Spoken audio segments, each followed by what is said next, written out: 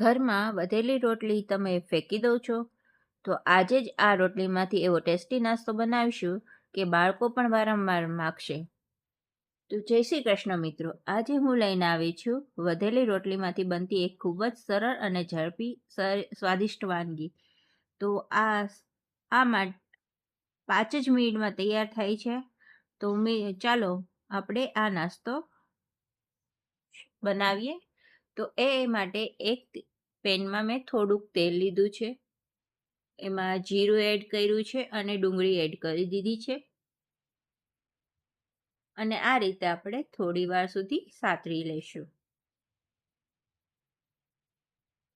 હવે આપણે એમાં એડ કરીશું ટમેટા. અને એ પણ ચડી જાય એટલે આપણે મીઠું એડ કરીશું સ્વાદ મુજબ. હળદર પાવડર એડ કરી દઈશું અને મિક્સ કરી લઈશું. હવે આપણે એડ કરીશું બાફેલા બટેકા. એકદમ મેશ કરીને એડ કરવાના નથી, આ રીતે જ એડ કરવાના છે. હવે મિક્સ કરી લઈશું.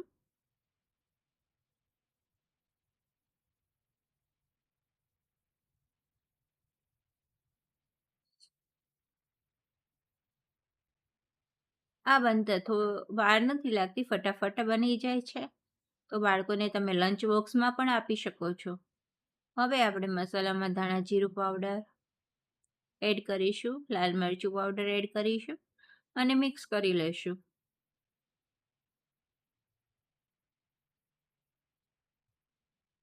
અને જરૂર હોય તો તમે થોડો ગરમ મસાલો પણ એડ કરી શકો છો. પણ આપણે બાળકોના લંચ બોક્સ માટે બનાવતા હોય તો આપણે ગરમ મસાલો અવોઇડ કરીશું. તો આ મસાલો આપણે ગરમ તૈયાર થઈ જાય ઠંડો થવા દઈશું. એટલે આપણે એક રોટલી લેશું. એની ઉપર આપણે ટમેટો સોસ લગાવી દઈશું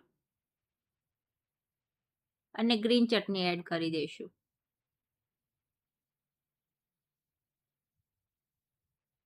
ગ્રીન ચટણીમાં ધાણાનું પ્રમાણ વધારે રાખવું જેથી બાળકો ખાઈ શકે.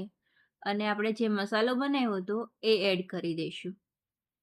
હવે આ મસાલો એડ કરી પછી આપણે એડ કરીશું ચીઝ. આમાં તમે પનીર પણ એડ કરી શકો છો, બીજો સબ્જી પણ વેજીટેબલ એડ કરી શકો છો. મેં સિમ્પલ જ આ મસાલો બનાવ્યો છે. હવે આપણે ચીઝ એડ કરી દઈશું અને આ રીતે આપણે પ્રેસ કરી દઈશું. અને આ રીતે આપણે તૈયાર છે નાસ્તો બનાવ્યો છે એને આપણે બટરથી શેકી લેશું. બંને સાઈડ એકદમ ક્રિસ્પી થાય ત્યાં સુધી આપણે આને શેકવાનો છે.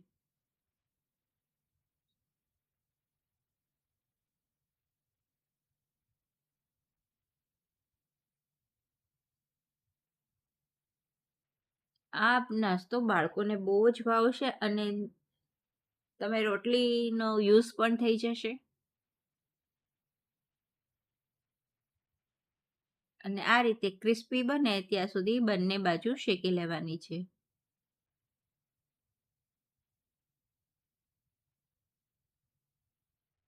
તો ફટાફટ બની જાતો આ નાસ્તો તમને કેવો લાગ્યો એ કોમેન્ટ કરી જરૂર જણાવજો. જો તમને આ મારી રેસીપી ગમી હોય ને આવી સરળ ટેસ્ટી ગુજરાતી રેસીપી માટે વિડીયોને લાઈક કરજો, શેર કરજો અને અમારી ચેનલને સબસ્ક્રાઈબ કરજો.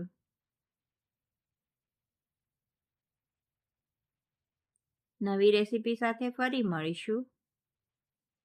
આવજો.